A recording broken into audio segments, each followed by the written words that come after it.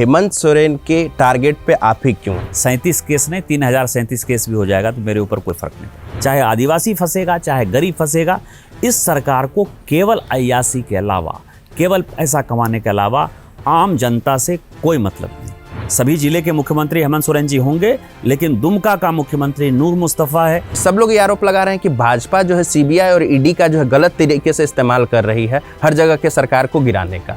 नीतीश कुमार जी तेजस्वी को छोड़कर, वोट तो मांगा था उन्होंने लालू प्रसाद जी के साथ मिलकर, उसको छोड़कर हमारे साथ आ गए 2017 में। तो हमने कौन सा उनको सीबीआई और ईडी दिखाया था? नीतीश कुमार जी सीबीआई और ईडी के डर से आ गए थे क्या? ये जो भर्ती अभियान है जिसमें सभी दल के लोग भाजपा में जुड़ जा रहे हैं, जो लोग कल छोड़ के आज आ रहे हैं, कल को आपको छोड़ के वो फिर से सत्ता अगर चली जाएगी तो वापस चले जाएंगे।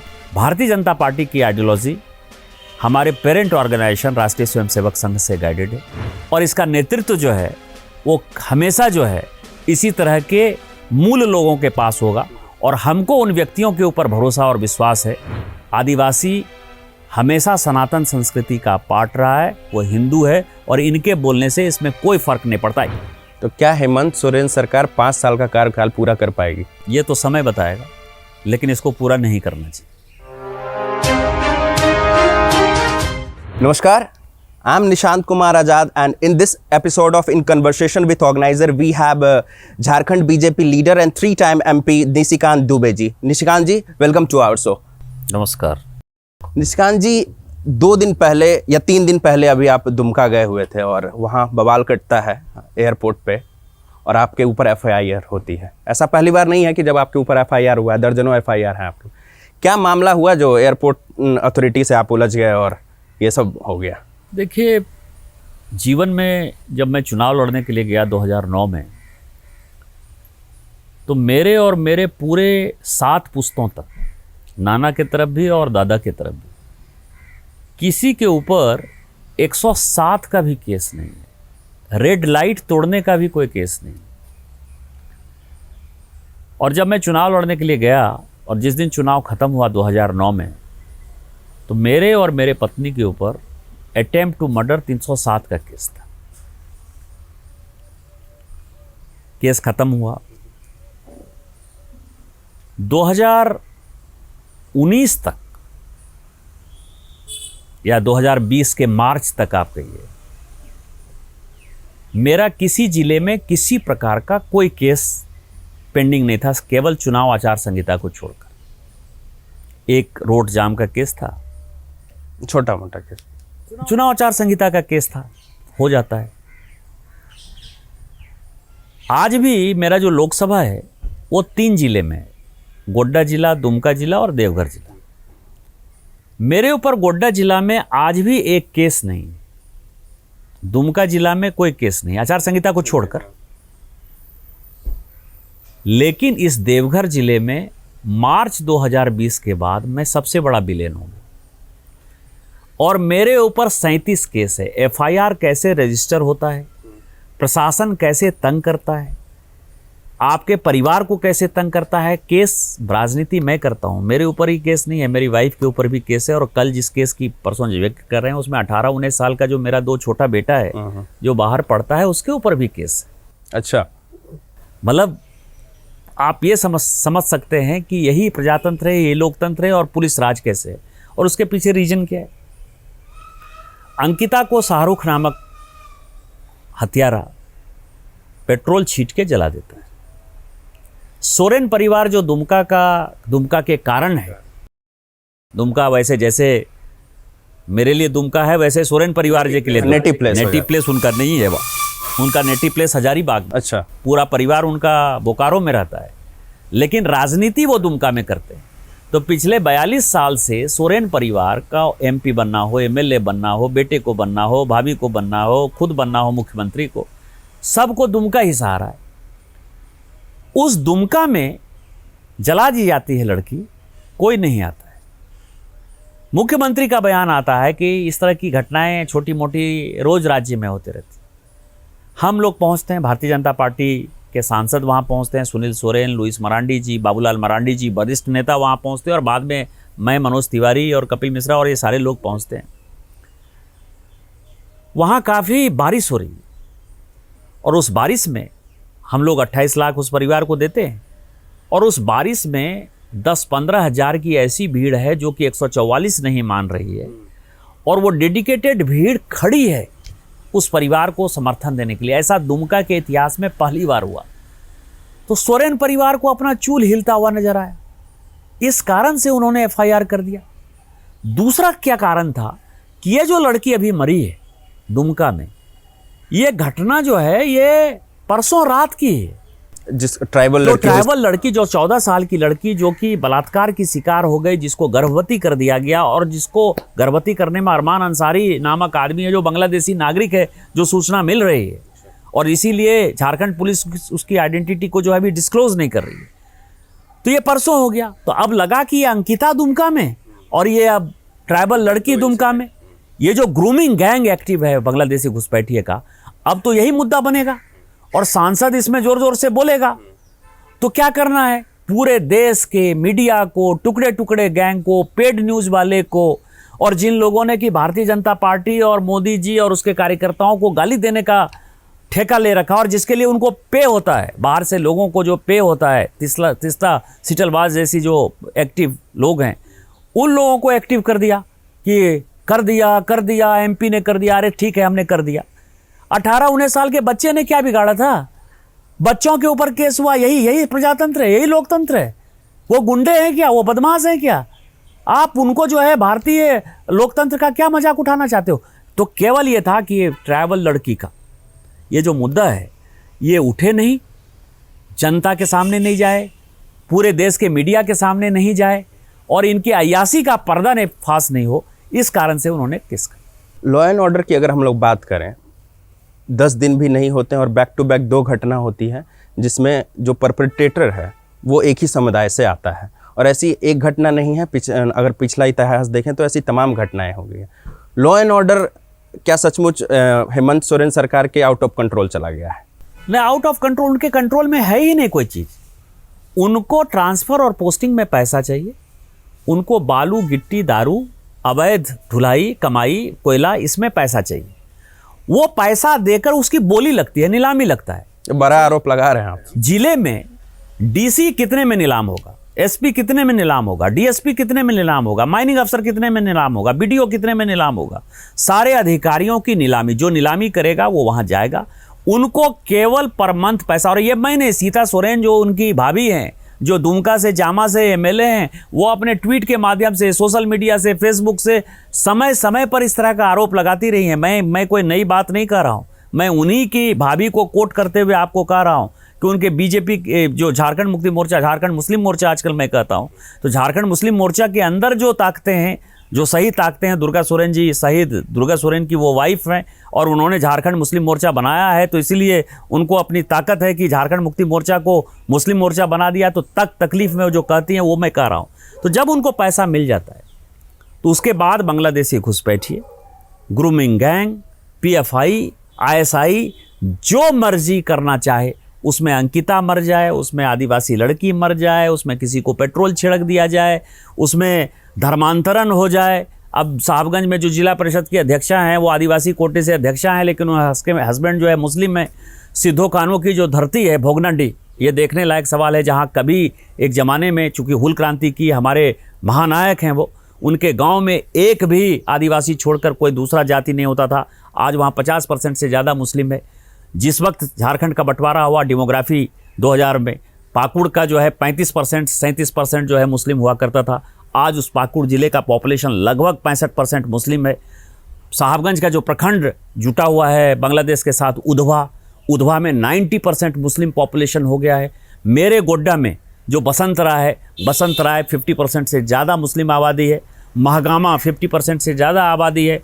मरगो मुंडा जो देवघर ज़िले में, ये मैं अपनी लोकसभा की बात कर रहा हूँ, 50% जो है ज़्यादा आबादी है। जो जामताड़ा ज़िला है, जामताड़ा ज़िला का जो नारायणपुर जो प्रखंड है, उसमें 65-70% से ज़्यादा मुस्लिम आबादी है। साइबर क्राइम का पूरा अड्डा हो गया है, और ये ग्रूमिंग गैंग, साइबर क्राइम, देश तोड़ने वाली ताकतें सब सक्रिय हैं। उसी तरह के अधिकारी वहाँ पोस्टिंग पाते हैं, क्योंकि पैसा तो वही दे पाएंगे जिनके पास उल्टे सीधे और घटिया पैसे होंगे। इस सरकार को केवल क्षणिक पैसों से मतलब है और ये पूरा राज्य इस्लामिक स्टेट की तरफ जा रहा है। सरकार भी आरोप लगाया और ये कहा कि जो अधिकारी हैं जो वहाँ पे जो ज़्यादा पैसा देते हैं उनकी पोस्टिंग होती है। अंकिता वाले मामले में एक बात निकल के आई कि जो शाहरुख हुसैन था उसको पहले भी उसको टॉर्चर करने के लिए जेल किया गया था। उस मामले में पिछली बार मांडवाली नूर मुस्तफ़ा जो अधिकारी है वहाँ से उसने की थी, अभी तक उसको सस्पेंड नहीं किया गया है। इसके ऊपर आप क्या कहेंगे? और जो जानकारी मुझे मिल रही है कि जो आदिवासी लड़की की डेथ हुई है, हत्या हुई है, इसका भी इन्वेस्टिगेटिव अफसर जो है नूर मुस्तफ़ा ही है। आप ट्रांसफ़र की बात करते हैं, सस्पेंड की बात करते हैं, कार्रवाई करने की बात करते हैं। शाहरुख हो, सलमान हो, नईम हो, अरमान हो, अमानत हो, ये सारे मैं दुमका की बात कर रहा हूँ, कोई मैं तकिया कलाम नहीं कह रहा हूँ। ये जितने अपराधी हैं सब PFI से मिले हुए हैं, बांग्लादेशी नागरिक कई एक इसमें से हैं और उन सबों को नूर मुस्तफ़ा इसीलिए करता है कि वहाँ के मुख्यमंत्री, दुमका के मुख्यमंत्री, सभी जिले के मुख्यमंत्री हेमंत सोरेन जी होंगे, लेकिन दुमका का मुख्यमंत्री नूर मुस्तफ़ा है। वही पैसे उगाही करके मुख्यमंत्री और उसके परिवार को देता है और इस कारण से नूर मुस्तफ़ा का कुछ नहीं होने वाला। अच्छा, अभी इस दोनों घटना के बीच में एक घटना होती है जहाँ पे महादलित जो मुसहर समाज होता है तकरीबन 50-60 परिवार को पलामू में उनको पलायन करने पे मजबूर किया जाता है। क्योंकि मुसलमान आते हैं और उस ज़मीन से उनको भगा देते हैं, और जबकि वो सरकारी ज़मीन मानी जाती है और उस पर वो तकरीबन जो आंकड़े हैं वो 30 साल से ज़्यादा से वो लोग रह रहे हैं और प्रशासन उस मामले में कुछ नहीं करती है। इस पे क्या कहेंगे कि महादलितों पे अत्याचार, जबकि सोरेन हमेशा कहते हैं कि हमारी सरकार जो दलितों की सरकार है, हमारी सरकार जो है ट्राइबल की सरकार है, उसके बावजूद ट्राइबल लड़की की के मान लीजिए बलात्कार होता है, उसकी हत्या होती है। महादलित जो क्या कहते हैं मुसहर समाज है उनको अपने ज़मीन से हटा दिया जाता है, भगा दिया जाता है, उसके बाद भी प्रशासन मुख दर्शक बन के देख रही है। देखिए, पलामू में जो महादलित के साथ हुआ ये तो और भी निकृष्टतम हुआ ना। 30 साल से रह रहे थे। 50 परिवार को ऐसे ही भगा दिया मुसलमानों का, उसके साथ प्रशासन जो है खड़ा होकर चार दीवारी का निर्माण करा रहा है, उसको भगा रहा है। प्रशासन तो उसके साथ मिला हुआ है ना। तो मैं तो यही कह रहा हूँ कि बांग्लादेशी घुसपैठियों का सवाल हो, PFI हो, ISI ताकतें हो, जो भी मुस्लिम परस्त लोग उनको नज़र आएंगे जो इस राज्य का इस्लामीकरण करना चाहते हैं, ये उन ताकतों के साथ भी हैं कि 1800 स्कूल ऐसे हैं जो कि सरकारी स्कूल हैं जिसमें उर्दू नामकरण हो गया है, जिसमें प्रार्थना अब हाथ जोड़ कर नहीं होता है, हाथ बांध कर होता है। मतलब मैं वहाँ पे आ रहा था, आपने सदन में भी ये सवाल उठाया कि आपने जो आंकड़े दिए कि तकरीबन 1800 स्कूल ऐसे हैं जहाँ पे रविवार की जगह अब फ्राइडे को छुट्टी होती है। सरकार ने ये भी कहा कि हम मान लीजिए उसमें जांच करेंगे, मुझे नहीं लगता है उसमें भी अभी तक कुछ हुआ है, और सबसे ज़्यादा केसेज उसमें भी डुमका के हैं। तो ये डुमका पूरा सेंटर बन गया है क्या इस्लामाइजेशन का, लव जिहाद गैंग का, किसी भी अराजक तत्वों का कह सकते हैं? नहीं, मेरा गोड्डा जिला है, गोड्डा जिला की लिस्ट है हमारे पास। साहबगंज में यह हाल है, पाकुड़ में यह हाल है, दुमका में यह हाल है। दुमका उप राजधानी है इसीलिए केंद्र बिंदु है। दुमका में मुस्लिम आबादी कम थी, आदिवासी आबादी ज़्यादा था, जनरल आबादी ज़्यादा था। पाकुड़ में पहले से मुस्लिम आबादी थी, मैंने कहा ना 35 से 40% था, तो वहाँ उनको करना बहुत आसान पड़ा। दुमका में चूंकि रेसिस्टेंस हो रहा है इसलिए ये खबरें छन कर आ रही हैं। गोड्डा में चूंकि ये रेसिस्टेंस हो रहा है इसीलिए खबरें छन कर आ रही हैं। यदि 100 का 100% यदि मुस्लिम आबादी हो जाएगा तो आपको पता ही नहीं चलेगा कि वो रविवार को छुट्टी हो रही कि शुक्रवार को। वही मेरी बात अधूरी रह गई कि पलामू की चाहे घटना हो, चाहे ये इस्लामीकरण की घटना हो, चाहे सरकारी स्कूल को उर्दू बनाने की घटना हो, ये सारी चीज़ें, चाहे ये आदिवासी लड़की को जो है हत्या करने का सवाल हो, चाहे मैंने जिला परिषद अध्यक्ष को जो है कहा कि वो आदिवासी कोटे से बन गए, उसका हस्बैंड मुस्लिम है, और इस तरह का हजारों ने लाखों उदाहरण आपको संथाल पढ़ना में मिल जाएगा कि किस तरह से डेमोग्राफी चेंज हो रही है। इन सारे ताकतों के साथ हेमंत सोरेन है, इसीलिए कभी कोई कार्रवाई नहीं होगी, चाहे वो दलित फंसेगा, चाहे आदिवासी फंसेगा, चाहे गरीब फंसेगा। इस सरकार को केवल अय्यासी के अलावा, केवल पैसा कमाने के अलावा आम जनता से कोई मतलब नहीं। अगस्त में ही आपने अपने लोकसभा में अपने एक लोकसभा को आप एड्रेस कर रहे थे, तो आपने कहा कि जो बांग्लादेशी इन्फिल्ट्रेशन है उसकी आपने बात की कि एक डेमोग्राफिक चेंज जो है सिस्टमेटिक तरीके से किया जा रहा है। जो पूर्व मुख्यमंत्री हैं रघुवर दास जी झारखंड के, उन्होंने आंकड़े दिए कि तकरीबन 1000 एकड़ लैंड जो है मुसलमानों के कब्जे में है इलीगली। इस पे क्या कहेंगे आप? देखिए, वहाँ संथाल बना टेनेंसी एक्ट है ना, उस एक्ट के हिसाब से भाई भाई को ज़मीन नहीं बेच सकता है। तो मैंने जो कहा कि जो शादी है, शादी जो है, शादी तो एक बहाना है। उस जमीन पर कब्जा करना है और फिर अपने मुस्लिम क्योंकि बच्चे जो पैदा होंगे वो आदिवासी नहीं होंगे, तो एक समय ऐसा आएगा कि अलग देश ही जब बन जाएगा। और ये कारण जब मैंने पार्लियामेंट में उठाया तो मैं आपको एक लेटेस्ट जानकारी दे दूं कि माननीय गृह मंत्री जी ने इस पे डीजीपी और चीफ सेक्रेटरी के साथ मीटिंग की है बॉर्डर स्टेट में, केवल बंगाल का, बिहार का और झारखंड का, और तीनों राज्य के डीजीपी और चीफ सेक्रेटरी तीनों को कहा है कि पिछले 10 साल जो वहाँ की डेमोग्राफी चेंज हुई है और किस परिस्थितियों में चेंज हुई रही है उसका डाटा देने के लिए ये घबराहट सभी को रायपुर भेज रही है। ये घबराहट जो है वो टुकड़े टुकड़े गैंग को एक्टिव कर रही है।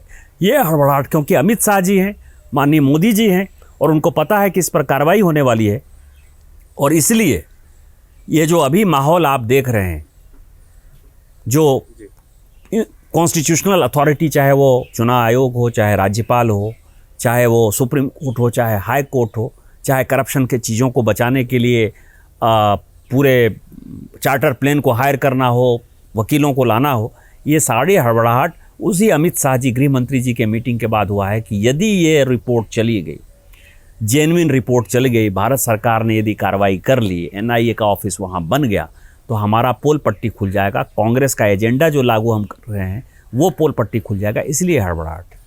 आपने बात की अमित शाह जी की, आपने बात की चार्टर्ड प्लेन की, जो अभी जो एमएलए हैं झारखंड मुक्ति मोर्चा के जो रायपुर में हैं, आप कह रहे हैं कि ये हड़बड़ाहट है इसलिए वो वहाँ है, लेकिन हेमंत सोरेन आरोप लगा रहे हैं कि सीबीआई और ईडी इसका गलत तरीके से इस्तेमाल, और यही वजह है जो अपने एमएलए को आप लोगों से बचाने के लिए, ताकि सरकार को गिराने का प्रयास न किया जाए, वो रायपुर में जहाँ छत्तीसगढ़ में जो कांग्रेस की सरकार है वहाँ पे सुरक्षित तरीके से रखी गई है। एक बात, और न सिर्फ सोरेन सरकार, ये आरोप तो मान लीजिए नीतीश जी, तेजस्वी जी, क्या कहते हैं, ठाकरे जी, सब लोग ये आरोप लगा रहे हैं कि भाजपा जो है सीबीआई और ईडी का जो है गलत तरीके से इस्तेमाल कर रही है हर जगह के सरकार को गिराने का। इस आरोप को कैसे देखते हैं आप? सीबीआई और ईडी और इनकम टैक्स, यदि किसी का सबसे ज़्यादा उपयोग किसी ज़माने में हुआ तो वो कांग्रेस के ज़माने में हुआ, और वो माननीय मोदी जी और गृह मंत्री अमित शाह जी के खिलाफ। मोदी जी के लिए एक नहीं 3 एसआईटी बनी, एक नहीं 10 सीबीआई के केस, और उस गलत सीबीआई केस का सबसे बड़ा प्रमाण तो हमारे गृह मंत्री जी हैं, जिनको कि जेल भी जाना पड़ा। और जेल किस लिए जाना पड़ा कि पूरा देश और इवन भारत सरकार ये मान रही थी कि सोहराबुद्दीन जो है वो टेररिस्ट है। उसका एनकाउंटर हुआ कि नहीं हुआ या जबरदस्ती मार दी गई गोली, इसके ऊपर उनको जेल जाना पड़ा। लेकिन मोदी जी ने या भारतीय जनता पार्टी ने अपने विधायकों को कहीं नहीं भेजा। उन्होंने देश भर में आंदोलन करने की बात नहीं कही। उनमें उतनी क्षमता थी कि गुजरात के मुद्दे को उन्होंने गुजरात में ही निपटा दिया। उन्होंने किसी से सहायता नहीं मांगी। हमारे जैसे सांसद को वो नहीं कहते थे कि मेरे बारे में तुम पार्लियामेंट में बोलो। दूसरा सवाल है महाराष्ट्र का। यदि सीबीआई और ईडी करती तो ये मैंडेट तो मोदी जी के नाम पर मिला था ना महाराष्ट्र में। जब देवेंद्र फडणवीस जी मुख्यमंत्री थे तो वो तो मोदी जी के नाम पर और देवेंद्र जी की पिछली सरकार के नाम पर हमने वोट मांगा था ना। बीजेपी शिवसेना का गठबंधन था ना। उस गठबंधन को आपने कौन सा सीबीआई और ईडी के डर से जो है उद्धव ठाकरे को मुख्यमंत्री बना दिया? मैंडेट की चोरी तो आपने की थी ना। आज एकनाथ शिंदे यदि आ गए वापस अब और उनके सारे एमएलए आ गए तो वो तो मैंडेट के साथ आए ना जी, कि हमने गलती किया, मोदी जी के साथ नाम पर हमने वोट मांगा था। तो उसमें कौन सा सीबीआई और ईडी था? आप सरकार बना लो तो वो आइडियोलॉजी है। नीतीश कुमार जी तेजस्वी को छोड़कर, वोट तो मांगा था उन्होंने लालू प्रसाद जी के साथ मिलकर, उसको छोड़कर हमारे साथ आ गए 2017 में। तो हमने कौन सा उनको सीबीआई और ईडी दिखाया था? नीतीश कुमार जी सीबीआई और ईडी के डर से आ गए थे क्या? और आज यदि चले गए तो सीबीआई और ईडी खत्म हो गया। ये सभी विकृत मानसिकता के लोग हैं जिनका एकमात्र टारगेट है भारतीय जनता पार्टी की आइडियोलॉजी का विरोध करना, और उसमें सबसे खासकर माननीय प्रधानमंत्री माननीय मोदी जी का विरोध करना। क्योंकि एक गरीब का बेटा, चाय बेचने वाला, प्रधानमंत्री है, देश की अर्थव्यवस्था को आगे ले जा रहा है, देश के लिए ईमानदारी से काम कर रहा है। 8-9 साल से हमारी सरकार है, हमारे एक भी मंत्री के ऊपर कोई आरोप नहीं है। और जनता के बीच में हम आम जनता के लिए कैसे गरीबों को निःशुल्क भोजन मिलेगा, कैसे हम उसके मकान की व्यवस्था करेंगे, कैसे हम उसके शौचालय की व्यवस्था करेंगे, कैसे हम उसके रोजगार की व्यवस्था करेंगे, कैसे रोड देंगे, कैसे रेल देंगे। जहाँ का मैं सांसद हूँ गोड्डा, आज़ादी के 75 साल बाद वहाँ जो है रोड मिला। आप समझ सकते हैं कि गोड्डा देवघर जैसे जगह में एयरपोर्ट हो गया, एम्स जैसी संस्था है। तो इस तरह के विकास को रोकना है। सुनने में आ रहा है कि बोकारो और आई थिंक दुमका में भी जो है एयरपोर्ट बनने की बात चल रही है। नहीं, एयरपोर्ट कहीं भी बने, दुमका में भी बने, बोकारो भी बने, हम सब उसके साथ हैं। लेकिन इतने पिछड़े जगह में एयरपोर्ट बनने की बात आज़ादी के 75 साल बाद माननीय मोदी जी के भी नेतृत्व में हो रहा है ना, तो उसको रोकना है तो क्या करेंगे? वो सीबीआई को आइस कहेगा कि इनकम टैक्स, सीबीआई और ईडी, उसका नाम उन्होंने जो है विरोधी पार्टियों ने आइस दे दिया है कि आइस का प्रभाव है, आइस का प्रभाव है। अरे आइस ठंडा करता है, ये कोल्ड नहीं है, ये हॉट है। ये मोदी जी का प्रभाव है और मोदी जी के प्रभाव के कारण सारे दल पार्टी के लोग इकट्ठा होना चाहते हैं। और यदि मोदी जी और भारतीय जनता पार्टी अपना दरवाज़ा खोल दे तो मैं आपको ऑन रिकॉर्ड कह रहा हूं कि इस देश में कोई पॉलिटिकल पार्टी नहीं बचेगी। सारे पॉलिटिकल पार्टी के कार्यकर्ता आज मोदी जी, जैसे कांग्रेस आज़ादी के आंदोलन में एक साथ हो गया था ना, उसमें सारे दल पार्टी आइडियोलॉजी के लोग जो है कांग्रेस को साथ दे रहे थे। आज सारे दल पार्टी के लोग, वही आज़ादी का मूवमेंट है, उसको लगता है कि यदि विकास करना है, ईमानदार विकास करना है तो मोदी जी के नेतृत्व में है। और एक तरह से आप समझिए कि भारतीय जनता पार्टी में सभी मिलने को तैयार है। आपने कहा कि भाजपा अगर द्वार खोल दे तो सभी लोग मोदी जी के काम को देख करके आज भाजपा से जुड़ना चाहते हैं, भाजपा में शामिल होना चाहते हैं। अभी मणिपुर में भी जदयू के 5 विधायक जो है भाजपा में मिल गए। भाजपा हमेशा से जो एक विचार की पार्टी रही है, एक आइडियोलॉजिकल बैकग्राउंड रहा है, जो भाजपा को कह सकते हैं कि हर पार्टी से एक अलग पार्टी बनाती है। और यही वजह है कि भाजपा जब आती है तो टिकती है। क्या आपको ऐसा नहीं लगता है कि ये जो भर्ती अभियान है जिसमें सभी दल के लोग भाजपा में जुड़ जा रहे हैं, तो भाजपा इससे उसका जो आइडियोलॉजिकल जो एक बैकग्राउंड है जिसके वजह से वो पार्टी बनी हुई है और दूसरे विचार के लोग आएंगे, तो आपको नहीं लगता है कि यहाँ पे एक क्योस सब बनेगा? क्योंकि जो लोग कल छोड़ के आज आ रहे हैं, कल को आपको छोड़ के वो फिर से सत्ता अगर चली जाएगी तो वो वापस चले जाएंगे। इसको लेकर के क्या कहना है आपका? देखिए, 1947 के बाद जो भी सरकारें रही, उन्होंने वोट बैंक की राजनीति में जिस तरह का इस्लामीकरण किया, 2 फेज में यदि आप देखेंगे इस देश को कि 1906-07 में जब मुस्लिम लीग बना और 47 होते होते इस देश का बंटवारा हो गया। 41 साल का इतिहास सभी बच्चों को पढ़ना चाहिए कि मुस्लिम लीग कैसे बना, कैसे उसको समर्थन मिला। ठीक वही सिचुएशन 67 के बाद से केवल 5-6 साल यदि वाजपेयी जी की गवर्नमेंट को छोड़ दें तो लगभग 40 साल से ठीक वही पोजीशन कांग्रेस ने लाकर खड़ा कर दी। और आज़ादी में जिस तरह से जन आंदोलन था कि अंग्रेजों भारत छोड़ो, पहले अंग्रेजों को भारत छोड़वा दें और फिर सोचें, उसी तरह से एक जन आंदोलन है कि ये जो इस्लामीकरण है, ये जो डेमोग्राफी चेंज करने की एक साजिश है, आईएसआई जैसे ताकत की, पीएफआई जैसे ताकत की, उसके लिए एक जन आंदोलन की आवश्यकता है जिसके साथ विकास भी हो और मुस्लिम तुष्टीकरण के खिलाफ, आईएसआई एक्टिविटी के खिलाफ, पीएफआई के खिलाफ एक जन आंदोलन। उस जन आंदोलन में जो लोग भी शरीक होना चाहते हैं वो भारतीय जनता पार्टी में शामिल होते हैं और भारतीय जनता पार्टी उसका स्वागत करती है। लेकिन जहाँ तक आइडियोलॉजी का सवाल है, भारतीय जनता पार्टी की आइडियोलॉजी हमारे पेरेंट ऑर्गेनाइजेशन राष्ट्रीय स्वयंसेवक संघ से गाइडेड है, विद्यार्थी परिषद से गाइडेड है और इसका नेतृत्व जो है वो हमेशा जो है इसी तरह के मूल लोगों के पास होगा और हमको उन व्यक्तियों के ऊपर भरोसा और विश्वास है। इसीलिए मैंने कहा ना कि आज भी एंट्री यदि कम हो रही है, सोच समझकर हो रही है, तो एंट्री कम होने के पीछे रीज़न यही है। और आप इस चीज़ के लिए निश्चिंत रह सकते हैं कि मोदी हैं तो निश्चिंत हैं, मोदी है तो मुमकिन है, मोदी हैं तो निश्चिंत हैं। हमारी आइडियोलॉजी जो थी, जो हमारे पेरेंट ऑर्गेनाइजेशन राष्ट्रीय स्वयंसेवक संघ की आइडियोलॉजी थी, वही चलती रहेगी। वापस से आते हैं झारखंड के ऊपर। झारखंड में कन्वर्जन एक बहुत बड़ा मामला है और ख़ास करके जो ट्राइबल्स का जो है, जो आदिवासियों का जो कन्वर्जन है, वो एक बहुत बड़ा मुद्दा रहा है। पिछले सरकार में जब आप लोग आए थे तब उस पर थोड़ी सी लगाम लगी थी, लेकिन आंकड़े फिर से बता रहे हैं कि फिर से खुले आम जो है, फिर से ट्राइबल्स का जो है कन्वर्जन, जो कन्वर्जन गैंग जिसकी हम लोग बात करते हैं, और झारखंड में बहुत समय से ये एक्टिव रहा है, वो दोबारा से एक्टिव हुआ है और कई सारे मामले आए हैं। इसको लेकर के भाजपा, क्योंकि भाजपा भी वहाँ पे सरकार नहीं है, भाजपा इस मुद्दे को कैसे उठा रही है या उठाएगी, कि क्योंकि वहाँ के बहुत सारे नेता जो हैं उस समाज से आते हैं, तो कैसे आदिवासियों का कन्वर्जन रुके, इसको लेकर के भाजपा क्या कर रही है वहाँ पे? जो कन्वर्सन गैंग के सदस्य थे ना, जिन्होंने हमारे सरकार के समय पत्थलगड़ी आंदोलन चलाया, अब उनकी मजबूरी ये है कि उनको भाजपा का ही साथ देना है। अब कैसे? और कन्वर्सन भी रोकना है और भाजपा का साथ भी देना है। ये जो कन्वर्सन हो रहा था, आदिवासी, कुछ भाई हिंदू थे, कुछ मुसलमान हो रहे थे। आदिवासी लड़कियों की शादी जो है आदिवासी लड़कों के साथ ही हो रही थी, तो वहां तक मामला जो है वो अंदर अंदर था। कौन हिंदू है और कौन क्रिश्चियन है ये समझना मुश्किल था।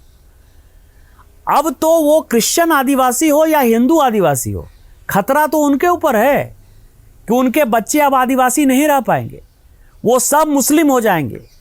अब मुस्लिम कन्वर्सन जो है एक बड़ा विषय बन गया है। बांग्लादेशी घुसपैठिया जो पीएफआई और आईएसआई की एक्टिविटी है, तो मैं आपको ये ऑन रिकॉर्ड कह सकता हूँ, और जितना मैं विजुलाइज कर पा रहा हूँ झारखंड को, कि झारखंड जो इस्लामिक स्टेट की तरफ बढ़ रहा है, उस कन्वर्सन गैंग के ऊपर भी अटैक है। और उनको जो है अब हमारे साथ वापस आना, उनको अपना जो धर्मांतरण है उस प्रोसेस को रोक कर हमारे साथ खड़ा होना होगा। और सबसे पहले जो विदेशी ताकतें आ रही हैं, उस ताकतों को रोक कर जो है ये पूरा इस्लामिक स्टेट बनने से रोकना होगा। यदि नहीं रोकेंगे तो वो क्रिश्चियन जितने आदिवासी हैं ना, एक दिन सारे मुस्लिम नजर आएंगे, और उसके बाद वो कौन सा चर्च चलाते हैं और कौन से पादरी बनेंगे, ये मेरे लिए भी देखने का बात हो। हेमंत सोरेन बार बार एक कह सकते हैं कि अपने भाषणों में ये चीज़ कहते रहते हैं, या मीडिया बाइट्स में भी कहते हैं कि ट्राइबल्स आर नॉट हिंदूज। ठीक है, वो ये बात को बार बार कहते रहते हैं। और असेंबली में उन्होंने एक रिजोल्यूशन भी पास किया, सरना आदिवासी रिलीजन कोड करके। ये जो बार बार कि आदिवासी हिंदू नहीं है, ये एक मुद्दा बार बार वो उठाते रहते हैं, जबकि सच कुछ और है। इस पे आप क्या कहना चाहेंगे? देखिए, क्या है कि उनको इतिहास की जानकारी नहीं। सरना जो है वो पूजा पद्धति है, और वो पूजा पद्धति सभी आदिवासी करते हैं, उसमें तो कहीं कोई परेशानी नहीं। लेकिन कौन सा ऐसा ट्राइबल है जो कि मस्जिद में नमाज पढ़ने जा रहा है? कौन ऐसा ट्राइबल है जो गुरुद्वारे में जो है जा रहा है? कौन ऐसा ट्राइबल है जो बुद्ध धर्म में जा रहा है? यही धर्म है ना, सिख है, जैन है, बुद्ध है। वो कहाँ जा रहा है?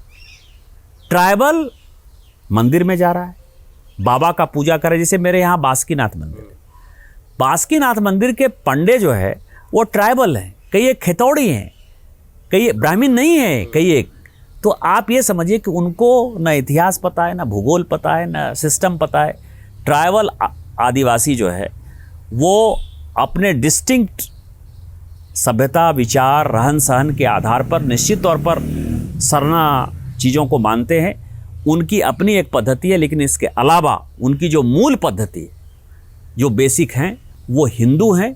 हिंदू धर्म में उनकी आस्था है, सनातन धर्म में उनकी आस्था है। चाहे भगवान मिर्सा मुंडा हो, चाहे तिलका मांझी हो, चाहे सिद्धो कान्हो हो, चांद भैरव हो, सब ने मंदिर की रक्षा के लिए जगह जगह पर किया। मैं तो तिलका मांझी का इतिहास, कोई तिलका मांझी की बलि जो है वो मेरे पैतृक जिले भागलपुर में हुई थी। तिलका मांझी चौक है उनके नाम पर, वो विश्वविद्यालय का नाम भी तिलका मांझी है। तो तिलका मांझी को मैं जानता हूँ, उनके घर से जानता हूँ। आपको मैं बताऊँ कि उन्होंने 1773 में जब ये लड़ाई शुरू की और 1776 में जब उनको फांसी पड़ी, तो जो उन्होंने आंदोलन किया वो आज़ादी के लिए तो आंदोलन था ही। उनका सबसे बड़ा मुद्दा था कि तिलकपुर जो उनका गांव है, वहाँ जो है हिंदू मंदिर के ऊपर जो है क्रिश्चियन बिना किसी परमिशन के घुस गया था, उसके खिलाफ उन्होंने विद्रोह किया था। तो ये इतिहास उन लोगों को पता नहीं है। आदिवासी हमेशा सनातन संस्कृति का पार्ट रहा है, वो हिंदू है, और इनके बोलने से इसमें कोई फ़र्क नहीं पड़ता। इवन कई एक लोग जो क्रिश्चियन भी हो गए हैं मूल रूप से, वो भी कोई ऐसा आदमी नहीं है जो कि मंदिर नहीं जाता है। अंतिम सवाल जहाँ से मैंने शुरू किया था, हेमंत सोरेन के टारगेट पे आप ही क्यों? आपने खुद बताया कि 30 से ज़्यादा मुकदमे हैं आपके ऊपर, वहाँ पे और भी नेता हैं, लेकिन आप ही को क्यों सोरेन बार बार टारगेट कर रहे हैं? इसीलिए कि हम संथालपना में राजनीति करते हैं, इसीलिए कि गोड्डा जहाँ से मैं सांसद हूँ उनका जो विधानसभा है बरहेट, उसका एक जो भाग है सुंदर पहाड़ी, वो मेरे ज़िले में है। वो कोई भी काम करने जाते हैं तो उनको कोई मिलता, क्योंकि उनको लगता है कि ये काम कर नहीं सकते, उन्होंने कोई काम नहीं किया 3 साल में। सभी जनता सोचती है कि निशिकांत दुबे काम करते हैं, भारतीय जनता पार्टी काम करती है, मोदी जी ने बहुत बड़ा काम किया, मोदी जी ने इस इलाके के लिए चाहे साहबगंज में पुल दिया हो, चाहे बंदरगाह दिया हो, चाहे देवघर में एम्स दिया हो, एयरपोर्ट दिया हो, गोड्डा रेल पहुंचाने का काम किया हो, सैनिक स्कूल दिया हो, मेगा क्लस्टर दिया हो, मेडिकल कॉलेज दिया हो, इंजीनियरिंग कॉलेज दिया हो, पॉलिटेक्निक कॉलेज दिया हो, चाहे नर्स का ट्रेनिंग कॉलेज दिया हो, चाहे फूड क्राफ्ट इंस्टीट्यूट दिया हो, चाहे एग्रीकल्चर कॉलेज, चाहे डेयरी कॉलेज। तो ये सारी चीज़ें देखकर उनको लगता है कि सब केंद्र सरकार ने दिया है, सब मोदी जी ने दिया है, या जो डबल इंजन की सरकार थी रघुवर दास जी की सरकार, उस ज़माने में ये हुआ हो। कल ही आप समझिए कि देवघर से बासुकीनाथ जाएगा, दुमका जाएगा रोड, उसके लिए 1000 करोड़ का जो है कल ही टेंडर हुआ है, 4 लेन का टेंडर हुआ है, कांवरियों के लिए अलग से, दर्शनार्थियों के लिए पैदल पार पथ बनने वाला है, पैदल पथ बनने वाला है। तो ये सारी चीज़ें देखकर उनकी घबराहट है और उनको लगता है कि यदि संथालपना से हम मिट गए, हट गए, क्योंकि उनके पिताजी चुनाव हार चुके हैं विकास को देखते हुए, तो कहीं अगले चुनाव में मेरा सुपड़ा साफ नहीं हो जाए, इसीलिए वो केस करते हैं। अब तो केस में उन्होंने 18-19 साल के मेरे बच्चों को भी घसीट लिया है, उनको मुबारक। हम उनके सारे परिवार का सम्मान आदर करते हैं, लड़ाई जारी रहेगी। 37 केस नहीं, 3037 केस भी हो जाएगा तो मेरे ऊपर कोई फ़र्क नहीं पड़ेगा। तो क्या हेमंत सोरेन सरकार 5 साल का कार्यकाल पूरा कर पाएगी? ये तो समय बताएगा, लेकिन इसको पूरा नहीं करना चाहिए। धन्यवाद निशिकांत जी, झारखंड से जुड़े मुद्दों पे बात करने के लिए और ऑर्गेनाइजर के शो में इन कन्वर्सेशन विथ ऑर्गेनाइजर में जुड़ने के लिए आपका बहुत बहुत धन्यवाद।